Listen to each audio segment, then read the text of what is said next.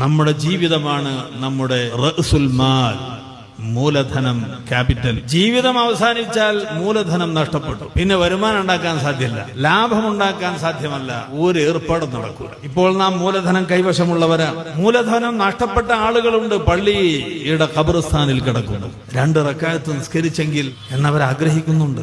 ഫർളായ നോമ്പും സുന്നത്തായ നോമ്പും, ഫർളായ നിസ്കാരവും സുന്നത്തായ നിസ്കാരവും, സക്കാത്തും സദഖയും തുടങ്ങി എത്രയെത്ര ഹസനാത്ത്. നമുക്ക് ഇപ്പോ അതൊന്നും ഒരു കൗതുകമുള്ള കാര്യമായി തോന്നുന്നില്ല. ഒരു വഴിപാട് മാത്രമാണെങ്കിൽ ആ പള്ളിപ്പറമ്പിൽ കിടക്കുന്നവർക്ക് വല്ലാത്ത ആഗ്രഹമുണ്ട്, ഒന്ന് ജമാഅത്തിന് പങ്കെടുക്കാൻ, അള്ളാഹുവിന് വേണ്ടി ഒരു നോമ്പെടുക്കാൻ, പരിശുദ്ധ ഇസ്ലാമിന് തന്റേതായ എന്തെങ്കിലും സംഭാവന ചെയ്യാൻ.